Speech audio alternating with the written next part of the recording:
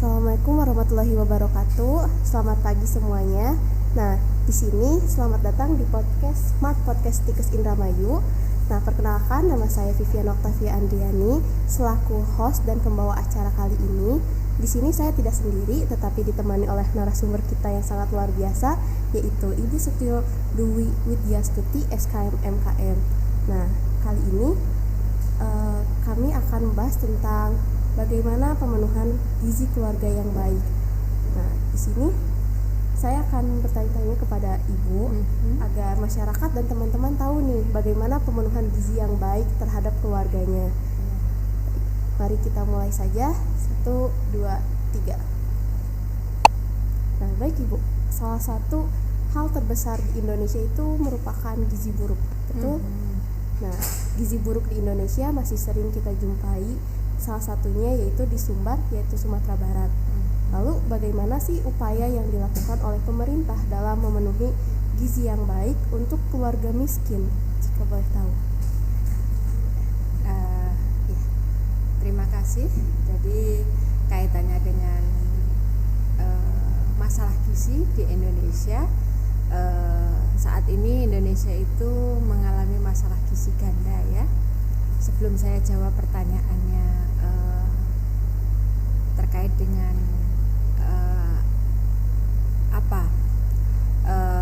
solusi atau program apa yang sudah dicanangkan oleh pemerintah terkait dengan permasalahan gizi.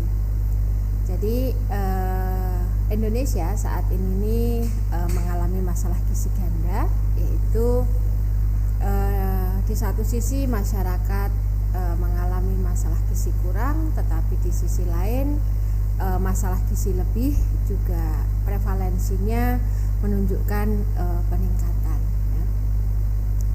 Kemudian terkait dengan program-program pemerintah dalam penanggulangan masalah gizi, di sini sudah banyak yang dicanangkan, seperti contohnya di Indramayu ya. Di antara masalah gizi yang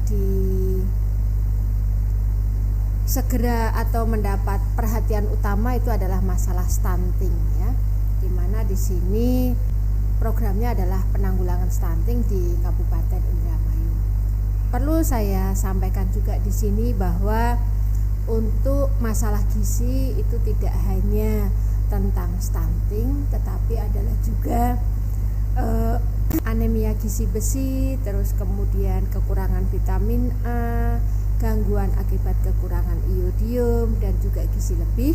Itu adalah juga merupakan masalah-masalah gizi begitu. Ya. Oh, berarti banyak sekali ya Bu ya dari gizi itu, bukan hanya stunting sendiri ya Bu.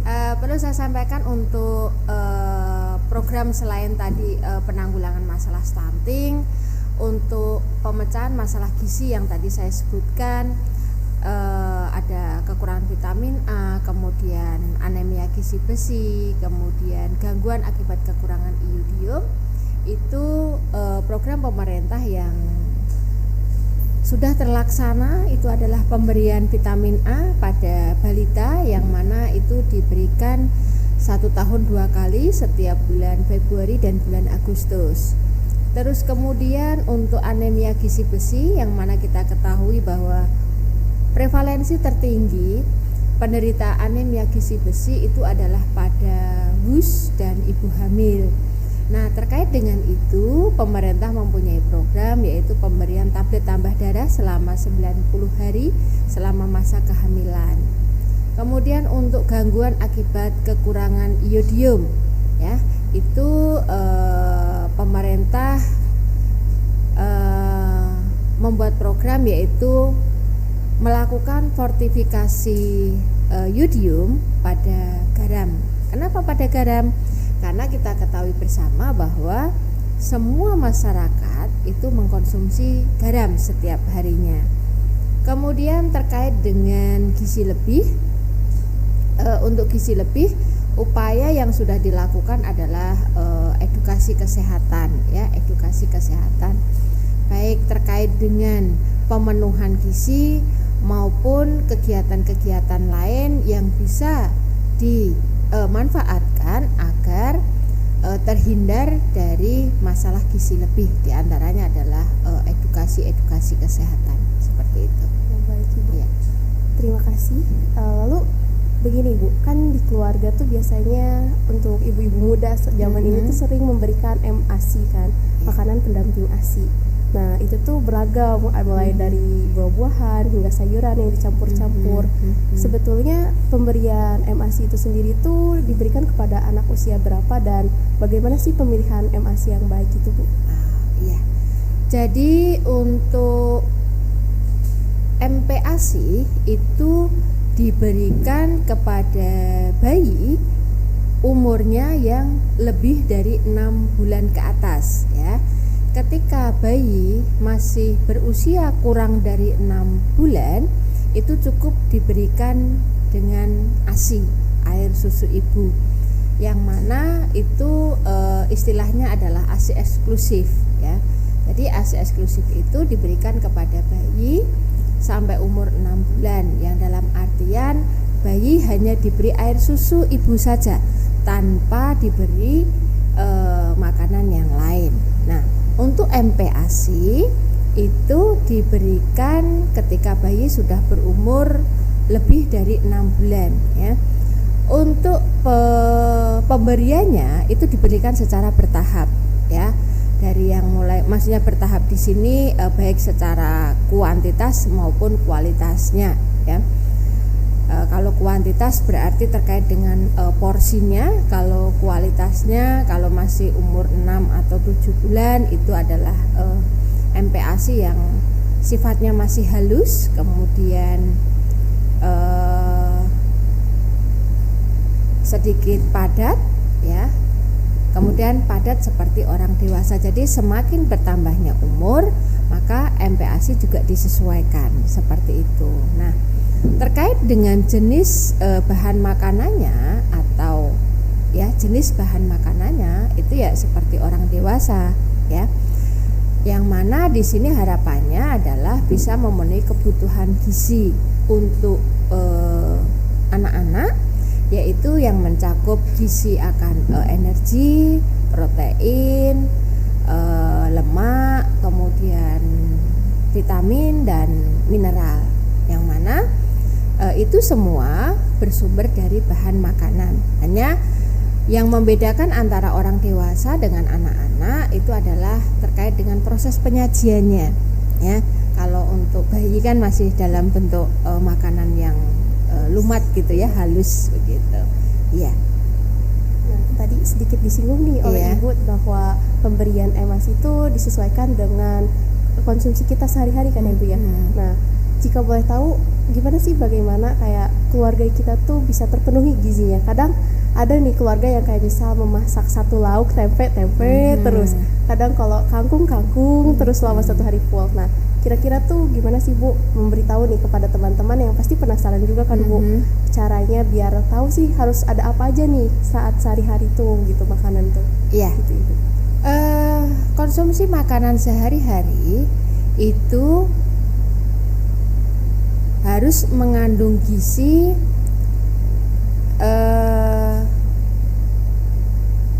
mencakup kebutuhan energi, protein, lemak, vitamin, mineral ya itu. Nah, terkait dengan sumber bahan makanannya itu bisa memanfaatkan bahan makanan yang ada di sekitar kita ya. Kita ketahui bersama kalau untuk sumber energi yang itu kalau di Pulau Jawa adalah dari beras atau nasi begitu. Terus kemudian kalau sayur protein sama lemak itu adalah bahan makanannya pada umumnya adalah lauk pauk. Untuk lauk pauk di sini kalau misalnya itu terkendala pada keadaan ekonomi, itu juga bisa dibedakan lagi, ada lauk pauk yang berasal dari hewani maupun nabati ya. Yang penting itu adalah sebagai sumber protein dan lemak.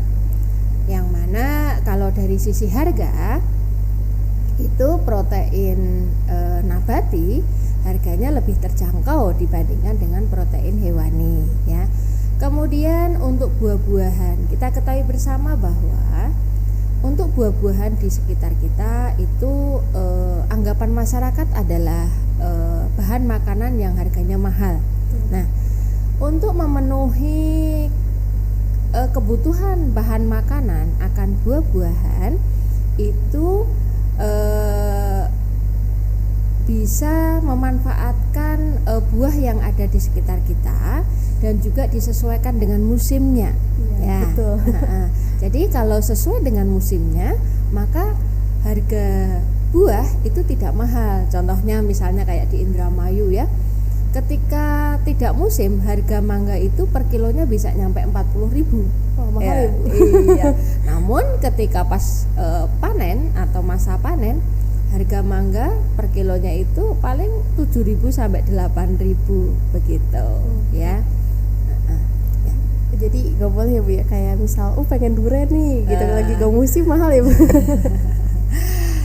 Iya, kalau misalnya untuk memenuhi keinginan bukan kebutuhan ya, itu keinginan berarti harus melihat koceknya dulu. Melihat isi dompet. Betul, iya. Nah, tadi Ibu telah membahas kan sedikit tentang pemenuhan gizi dan menu sehari-hari di keluarga. Iya. Lalu apakah setiap keluarga ini tuh sama kebutuhan gizinya atau berbeda-beda Ibu? Iya. Kebutuhan gizi yang mana kalau dalam ilmu gizi itu kaitannya dengan kebutuhan per orang itu adalah istilahnya AKG, angka kecukupan gizi, yang mana angka kecukupan gizi antara satu orang dengan orang lainnya itu berbeda-beda. Apa saja yang mempengaruhi? Yang mempengaruhi adalah umur, kemudian jenis kelamin, berat badan, tinggi badan, dan juga keadaan fisiologis ya. Keadaan fisiologis yang dimaksud di sini misalnya ibu hamil atau ibu nifas seperti itu ya. Jadi berbeda-beda. Nah, kaitannya dengan AKG harapannya bahwa setiap orang itu mengkonsumsi gizi sesuai dengan AKG. Karena kalau misalnya lebih tinggi dari AKG atau lebih rendah, semuanya menimbulkan masalah. Ya, yang mana di sini adalah masalah gizi yang pada akhirnya nanti juga akan menimbulkan masalah kesehatan. Ketika konsumsi gizinya melebihi dari AKG, maka akan kelebihan gizi. Ya, kelebihan gizi yang di sini biasanya manifestasinya adalah bentuknya adalah obesitas atau kegemukan. Ya, kita ketahui bersama bahwa kegemukan adalah sebagai salah satu faktor resiko penyakit-penyakit degeneratif. Ya, kemudian kalau konsumsi gizinya itu kurang dari AKG, maka akan menderita gizi kurang atau gizi buruk. Nah, betul. Gizi kurangnya apa saja? Ya tergantung dari zat gizi apa yang kurang, begitu. Iya, betul Ibu. Soalnya banyak kan di keluarga kadang ngasih makanan untuk anak-anak, biar gendut katanya, biar sehat. Kadang itu nggak boleh ya Bu ya? Iya, nggak boleh, sesuai dengan kebutuhannya. Oh iya. Jadi jangan dipaksain gendut ya, betul Iya, Bu? betul.